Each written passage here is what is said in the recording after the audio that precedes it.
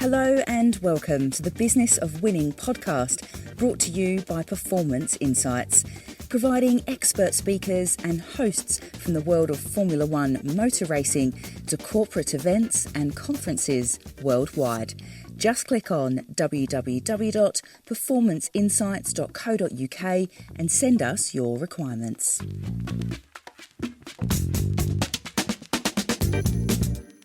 Hello and welcome to this latest edition of the Business of Winning podcast. My name is Mark Gallagher and delighted to have you join us.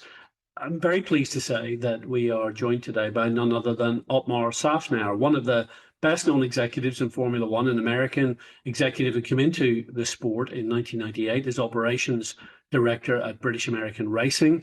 From there, he went to Honda, where he became vice president of Honda Racing Developments, and he, in fact, joined the management board of the Honda Formula One team. He remained with Honda all the way through until 2008, then joined my former team, Jordan, by that time having morphed into Force India in 2009 under the ownership of Vijay Mallya. And over the next decade, and indeed more, Otmar was team principal there. He helped the team to retain its position as one of the giant killers in Formula One, finishing midfield in the Constructors Championship, rising to a high of fourth place in the Constructors Championship in 2016 and 2017, with, quite frankly, a fraction of the budget of the larger teams.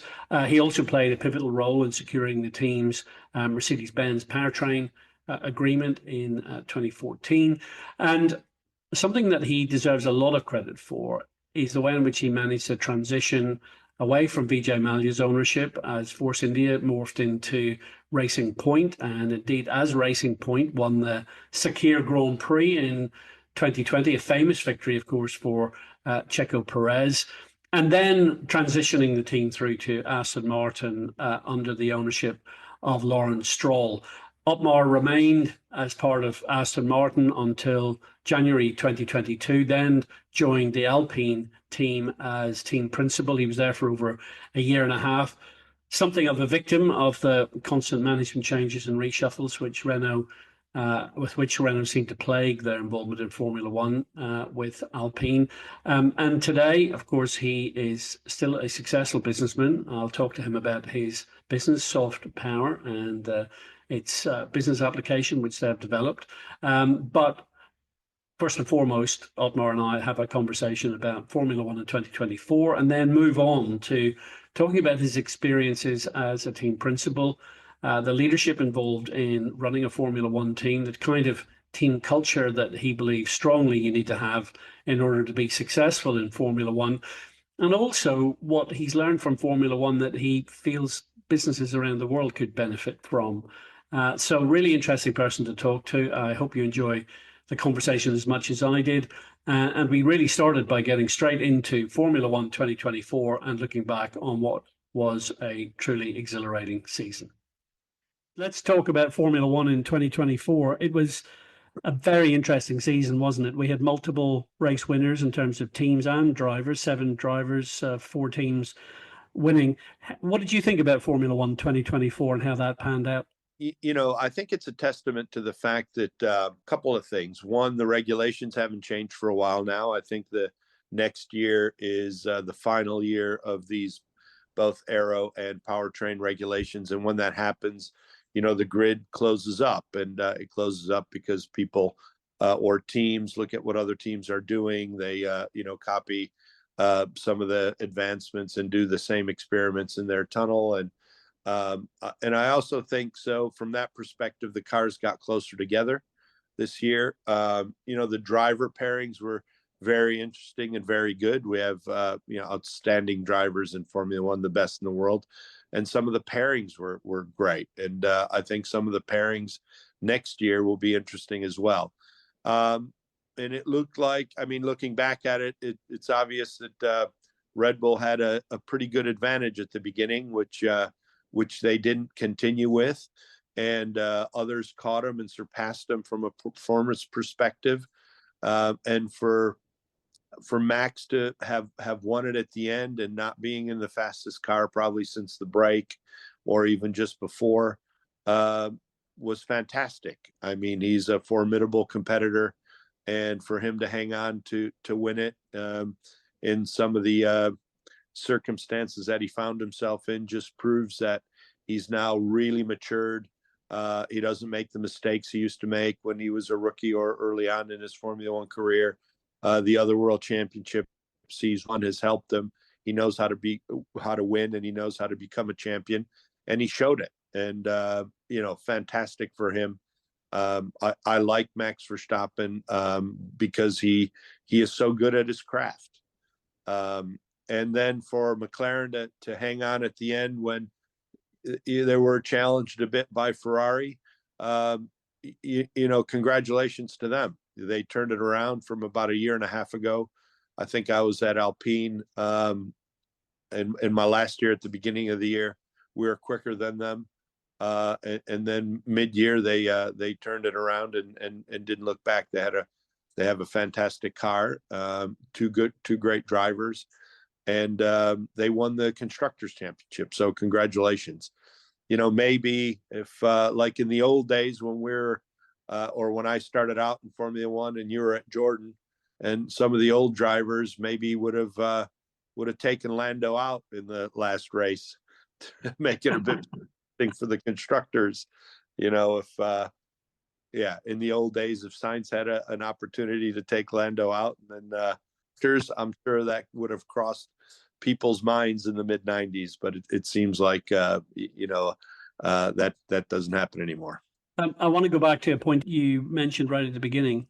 As we get into regulations, the teams converge over a few years, and you get towards the end of those regulations. Do you find it sort of a frustrating aspect of Formula One that at precisely the point when all the teams start to become more competitive and converge on a very similar set of solutions to a particular set of regulations? Yes, absolutely. I don't know, where this 5-year cycles come from, but you're absolutely right.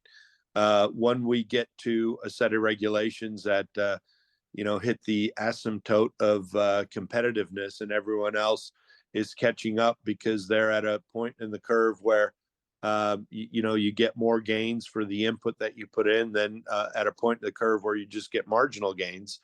That at that point we should just keep the regulations the same and see what the racing's like. But that's not Formula One. A big part of it is to produce a more competitive car than than the other teams that you're competing against. And it's the only formula in the world that's like it. And that's, that's part of the charm of Formula One.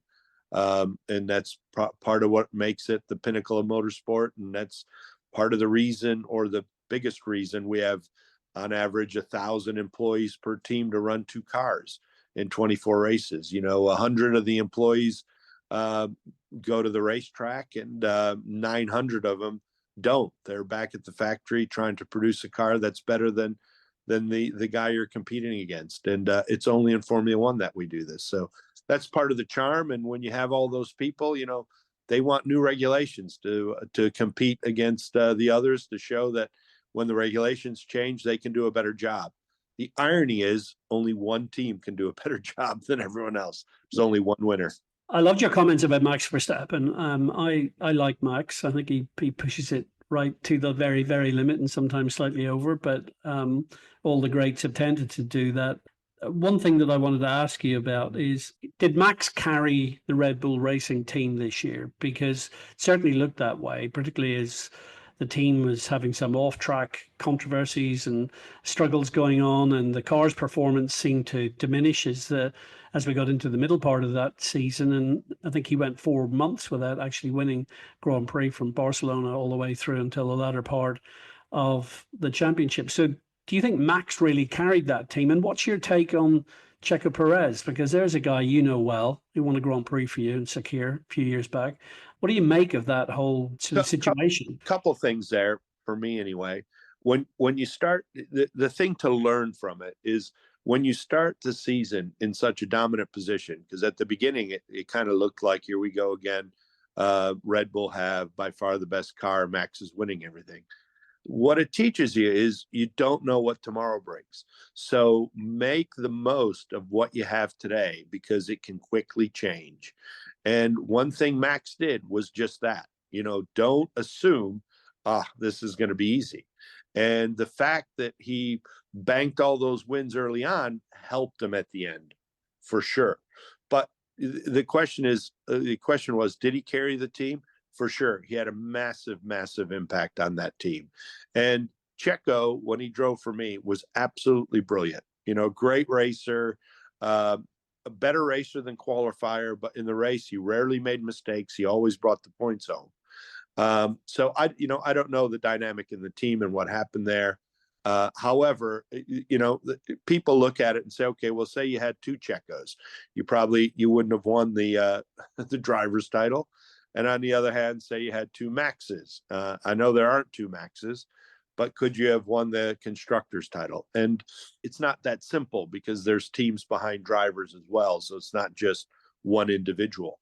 But I think to answer the direct question, for sure, Max had a huge impact on carrying Red Bull this year. Let's talk a little bit about the future. So something that has unfolded over the course of the last 2 years and now has come to fruition is an 11th team coming into Formula One. You're an American, although you spent your childhood and growing up in Romania. I think you moved to America when you were eight years of age. Is that right? 8 years we moved to Detroit, where Cadillac was headquartered. So you're the man to talk to about this. So what do you reckon to the challenge that General Motors and Cadillac have taken on, and the time frame that exists for this giant automotive business to come into Formula One with hopefully what will be a credible team? One thing I want to say is as an engineer, I did my engineering degree, my bachelor's degree in electrical engineering at a university in Detroit, which was just down the road from a Cadillac assembly plant called Clark Street. We had this career prep center at the university, and I went in to try to get an internship. And they had at the time, usually internships were done in the summer. You would do 3 months or 4 months when you had time off. But they had this thing called a parallel internship where you worked for 19 and a half hours a week, but you went to school full time. You went to university full time. So I signed up for that. So I worked my first 2 years as an engineer at Cadillac, Clark Street plant. So how ironic is that? I worked, my first ever real job was at Cadillac. Anyway, and I had fun there. I learned a lot. I can say that the one worry that I would have if I were a General Motors executive is underestimating the task at hand to be competitive in Formula One. It seems like people that or organizations that haven't been involved don't realize how difficult it is. And I too didn't realize how difficult it was. But I was motor racing. I raced myself. I had a team in America for 5 years. I raced in 55 open wheel races in North America, not in Europe. And then when I came over to work at British American Racing, I had spent 12 years at Ford Motor Company in varying positions, including a year at Ford Motorsport, 5 years of owning my own Formula 2000 team, varying engineering and management positions, including strategic planning and product planning. So I thought I was well equipped when I came over, both racing and some management experience. And I remember Adrian Reynard put together a pretty good team of engineers at British American Racing, including Malcolm Osler and Andy Green and some of the others that I thought were the best, by far the best engineers I ever worked with, by far, and designers, a different level. And Adrian then said, which you will probably remember, you're at Jordan at the time, we're going to win the first race. Infamous prediction that Adrian made, yeah. And I believed it. And I believed it because, one, the skill level that I saw in front of me was at such a higher level than what I experienced. And I thought for sure these guys are going to do it. Willem Toet was there, who came from Ferrari, if you remember him. Yeah. At Avero. And I thought, we're going to win. We are going to win. And Adrian had won in every other lower formula his first race, including IndyCar. Yeah. So I'm thinking he knows what he's talking about. We are going to do this. Do you remember how many points we scored in our first year? It's probably welded into your mind, is it? Yeah, it's 0. 0. God. We scored 0 points in our first year. And then what that taught me is I have no doubt the people around me are amazing, because they were. How good are the others? Do you think that's the thing that people underestimate about Formula One? They get very full of what they're doing, and yeah, we've got everything on the paper that you could possibly need. We've got the budget and the factory and the people, and so therefore we're going to be great. But they forget that this is the most insanely competitive environment to come in. Yes, and all the others have more experience than you have. They make sure they keep their best people. They've been working together longer. They pull in the same direction. They can lean on the experience they had from before to help them with producing new innovations. And that's the bit you don't really get. And we produced a competitive car at British American Racing in the first year. It's just it was unreliable. We qualified ahead of Michael Schumacher. We ran ahead of Michael Schumacher in the Ferrari in our first year, but it was unreliable. And it was unreliable because of the Mechachrome, the Renault powertrain that we had, produced some harmonics that destroyed everything in the car. But what that teaches you is you have to get it all right. Get it all right, including the reliability if you're going to score points. So to win in Formula One, you've got to do everything right. And you've got to do some things that are more important to performance the best, better than all the competitors, but you've got to do everything to a high level. Something that I was pondering recently, Otmar, is we've got Cadillac, General Motors coming in. At precisely the same time that Volkswagen and Audi are coming into Formula One 2026, Honda are coming back. We've also got a few other automotive brands already in Formula One: Aston Martin, Alpine, McLaren, Mercedes, Ferrari. If I recall correctly, the last time we had this kind of influx of automotive brands into Formula One, it didn't end very well for some of them. And do you think we will see history repeat itself? Because as you just said earlier, there can only be one winner. And that by definition means there's a bunch of people who aren't going to achieve their winning goals. Yeah. So somebody once told me, I think history will repeat itself. Perhaps it'll take longer. But somebody once told me, and I think it was Malcolm Osler all those years ago, said to me, Otmar, there are only 2 teams that are happy in Formula One. And I thought, why 2? He said, or 2 types of teams. He said, the winning team is always happy. And he said, and the teams that outperform their expectations are also happy. That's neat. And I agree with that. If, for example, like in my Force India days, no one expected us to be best of the rest. And we didn't win, right? We were 4th, but everybody was elated to be 4th. We had T-shirts made that said "Feel the 4th" and all sorts of stuff. So yeah, you can have more than just the winner being happy. If you outperform your expectations or the expectations of the world, then you're happy too. But I can't see major motor manufacturers not having the expectation of winning. So if your expectation is to win, and that's what you're there for, and you don't, then you're not happy. Yeah, it's going to be I think a tough baptism for Cadillac and GM over I think you and I are both on the same page on how long it takes to become competitive. It's kind of 5 years, isn't it? You've seen that at Red Bull. We've, Aston Martin, look at how long it took McLaren to dig themselves out of the doldrums. It was most of a decade, quite frankly. Once you have that winning combination and you keep it there, it's a formidable thing. And Christian hired Adrian. He had money from Red Bull. I don't think Mateschitz ever gave him any budgetary constraints. He had a brand that was a cool brand in Red Bull. You know, they did all sorts of other cool marketing things like air races and jumping out of spaceships, and you know, they still do all the crazy things that are fun at Red Bull. So he had a brand and a brand image that attracted good people. He put a great team together, and because of it, they won. But my point is, with all that, with those ingredients, including Adrian Newey at his best, it took him 4 years to start winning, and it took him 5 years to win the world championship.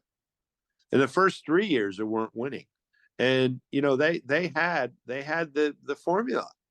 Yeah. So if you don't have that, how long is it going to take you?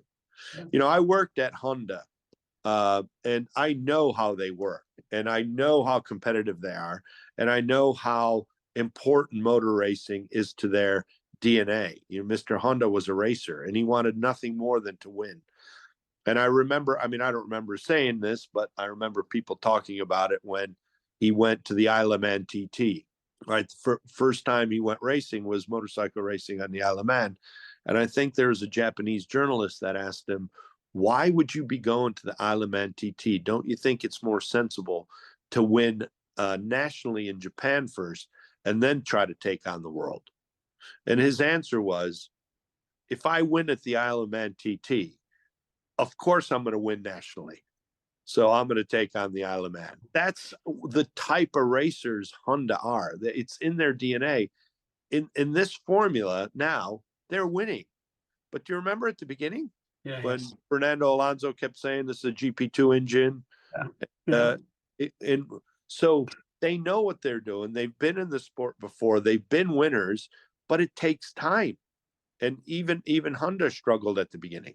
So this is something that I wanted to drill into a little bit further with you, because, you know, the McLaren Honda, the relationship didn't work out, and that was ended, and Honda went on to Red Bull and then won world championships. And one thing that I think everyone generally agrees upon is that a Formula One car today is not a chassis and then an engine bolted into it. It's a fully integrated piece of technology, fully integrated. And the more that you can control the way in which it's integrated, the better off you are, which to me makes it seem insane that what Renault have decided to do is to stop making their own Formula One engines in Viry-Châtillon near Paris, and for Alpine to move across to using customer engines. I don't want to go back through everything that happened with you and Alpine. It's covered beautifully in the podcast that you did with Jake Humphrey just a couple of months ago, the High Performance podcast with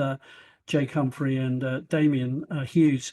So any listeners who want to go back and listen to Otmar talking about the Alpine experience, please do that. But Alpine have then opened this new chapter, Otmar, with a decision to move to customer engines. Are they right to do that, to copy what McLaren have effectively done with the Mercedes engines, or do you think that's a misstep? I think from a performance perspective, they did the right thing. Today, they're probably 20 to 25 horsepower down, and with a frozen engine, you're not going to make that up. Okay, but that ends in 2026. So then you've got to ask yourself, or at the end of 2025, 26, you get a new powertrain. You then have to ask yourself, come 2026, am I going to have the best powertrain? And if not, I think the importance of winning on track is greater than having your own powertrain in the back of the chassis. And they've come to that conclusion. And the reason I say that is when Red Bull wins and Max Verstappen won, Red Bull and Max won the Drivers' World Championship. No one talks about Honda having won the Drivers' World Championship. Nobody. So the powertrain is secondary, except for when the powertrain is part of the company that owns it. Now, you could say that that was Alpine, but it was always a Renault in there. So, for example, when Lewis won all the world championships, Lewis won, and who else won? Mercedes. Mercedes won it. This year, McLaren won the Constructors Championship. Does anyone talk about the Mercedes winning the Constructors Championship? Nobody. But McLaren won it with a Mercedes powertrain. So I think Alpine looked at this and said, right, what's most important? I think most important is that we win. If we win, Alpine will win. Nobody will say, oh, but that was with a Mercedes powertrain. Yeah. So I get it. I get it. But you had to answer that question. You first have to answer who's going to have the best powertrain come 2026. And if Alpine thought it was them, then they made a mistake. But if they thought it was Mercedes, then they did the right thing. What's important is winning on track. Very good thoughts, I think. Very, very clear. And I agree with you. It's like when people talk about Michael Schumacher's first two world championship titles. It was the most invisible success that Ford ever had. And I hope they're... and I'm interested, because you are an ex-Ford guy. What do you make of Ford coming back in with, Red Bull powertrains and all of that? Is that... Again, do you think Ford are about to get a wake-up call similar to General Motors and Cadillac, or do you think Red Bull's strength is going to, quite frankly, flatter Ford? I don't know. I don't know I'm not there, so I don't know the details. But I do know that Red Bull started their own powertrain division a few years ago. And when the new regulations were being defined, Red Bull was at the table. So they understood what the powertrain regulations were going to be in 2026.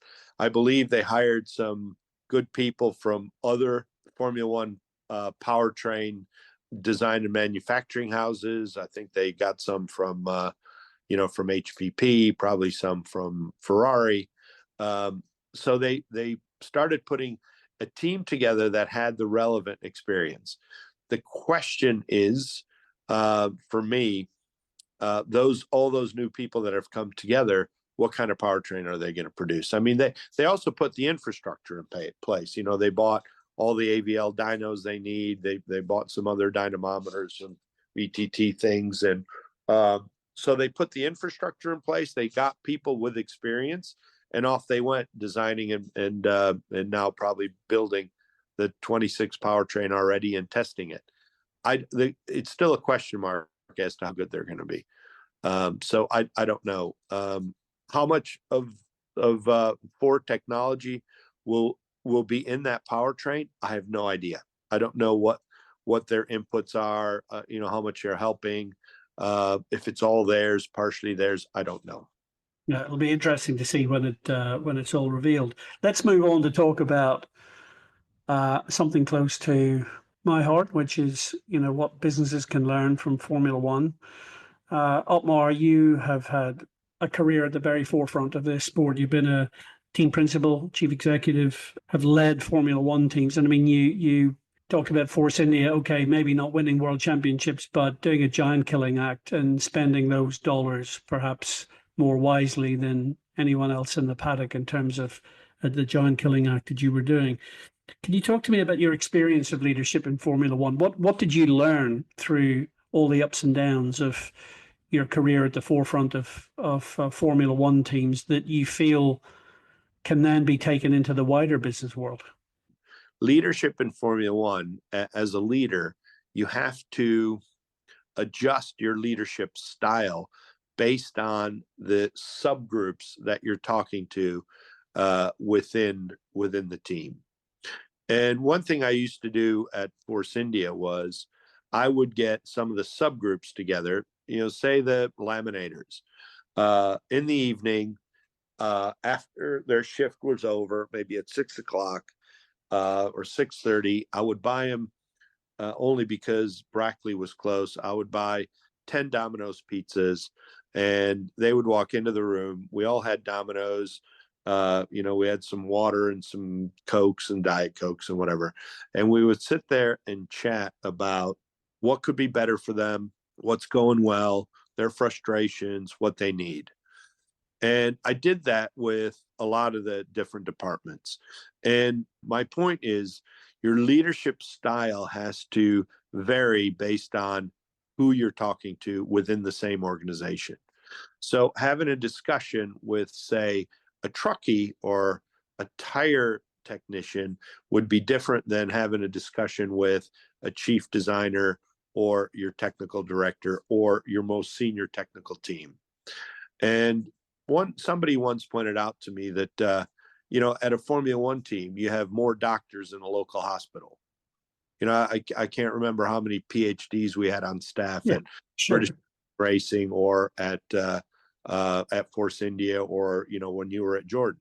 You have a lot of, when you have that, you have to recognize that in their speciality, they're at a much higher level than you are, and which means you have to treat them with due respect. And if you treat them with due respect and ask questions in a respectful manner, because you do have to challenge them as well to work together to do better, to eke out as much performance as possible. You just have to know how to ask those questions. So you treat them with that due respect that they deserve, but also get them to work together and push a little harder. And that's the skill. And you talk to them a little bit different than you talk to the laminators, and you talk to the machinists. And so you vary it. But the fundamental things that are in every discussion is honesty, respect, and also a bit of direction as to what we're trying to do. Everybody needs to know, here's the goal, here's what we're trying to do, this is what we're all working towards. And you have to be clear in your communication, and you've got to be honest with them, and you've got to show them the respect. And then the last thing, especially with those people, all those PhDs, don't try to micromanage them. Communicate the direction, communicate what we're trying to do, let them do it, because they are much better at it than you are. Don't micromanage. And without micromanaging, they get so much more out of it. They start working together and they push, and then the on-track result just makes them push even more. And it's that simple. It's easy to say, it's harder to do. When you're in the situation, sometimes you get frustrated as leader and say, no, that's not what I said we should be doing. We should be doing this. Back off a bit with respect. Maybe they made a mistake. Don't kill them for it. Reiterate what the goal is. Your story there about sitting down, having dominoes with laminators or people within from the workshop floor.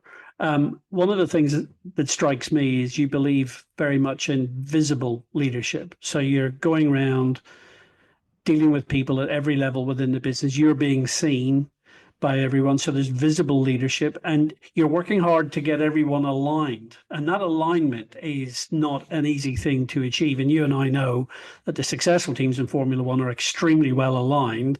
And the flip side of that is very often you find the teams that are not so successful have lots of internal tensions or conflict, and there's a lack of alignment. If you spend your energy fighting somebody internally, as opposed to spending your energy fighting the other teams, you're going to be worse off. Spend your energy fighting the other teams and align your energy with everybody else on that team to fight the others, not internally. And you've got to minimize the energy you spend fighting the guy next to you that's in the same office trying to achieve the same thing you are. And there's a skill in doing that. And, you've got to create, I talk about psychological safety a lot, where, let people make mistakes and learn from them. You can't do it over and over and over, but you can do it once or twice, learn from it, never make it again. There are people who make mistakes, big mistakes in Formula One, and you fire them right away. You may have fired somebody that's never, ever going to make that mistake again, and you've given them to somebody else. Yeah. Allow them the freedom to learn from that mistake, and then you might be better off. He might never make it again. You also have to remember, everybody wants to do a good job. And if they're not doing a good job, understand why. But generally, everybody wants to do a good job. No one wants to do a bad job. So if you have that in the back of your mind, then the leadership that you possess and how you treat people goes a long way. The other thing that I used to always say, and I remember Andy Green coming into my office one time and reminding me of it, at Force India especially, it was difficult to attract the best people. And because we didn't have a fancy headquarters, like McLaren, for example, or even Mercedes down the road, or Red Bull not far away. I mean, you were there. We had Eddie Jordan's old factory. So I used to think, well, how are we going to attract the good people that we need to work together to achieve? And I used to always say, we have to make this place the best place in Formula One to work. How do you do that? Because the best place is different for different people. But fundamentally, there's some things that do attract people. Like I said, respect for the individual, honesty, clear guidance, clear direction. And I remember one time talking about, it was somebody in the mistake that they made. And I was frustrated. And I said, I think we ought to do this. And he said, remember your philosophy. You've got to make this place the best place to work. Do you think this action we're about to take resonates with that? And I thought, it doesn't. Yeah. I said, right, it doesn't. And we changed the course of action based on the philosophy of, you got to make this place the best place to work. And if you have that in the back of your mind, it changes some of the actions as a leader that you take, and you're better off for it. So we're going to take a break at this point in the podcast. You can tune in next week for the second part of my interview with Otmar Szafnauer. We ended up taking a bit longer than we anticipated with this podcast, so we decided it would be good to break it into a two-parter. I thought it was really interesting to hear his comments about this season, the way in which the team's performance has converged, and I think his very salient point about the fact that we seem to have gotten into this cycle of completely rewriting the rules every few years, which you kind of wonder, is that always completely needed? So really interesting to hear that. Very interesting to hear Otmar's perspective on the Cadillac General Motors entry. Interestingly, I've spoken to a few people associated with that program, and there's a lot of enthusiasm for it, but there's also a recognition that it's going to be a massive challenge to turn up and to participate, never mind to compete in the sport. And then interesting to hear him talking about his leadership style, that kind of very visible leadership, which Otmar clearly enjoys doing, making sure he gets to know everyone in the team. So really interesting first part of this podcast. Going to be picking up on the second part, and I'm sure you'll enjoy tuning in for that. Thank you very much for being with us here on the Business of Winning podcast, and looking forward to joining with you again shortly. Thank you for listening. Please like and subscribe to the Business of Winning podcast. And if you want to learn more about Performance Insights, simply visit our website at performanceinsights.co.uk, providing expert speakers and hosts from the world of Formula One motor racing to corporate events and conferences worldwide.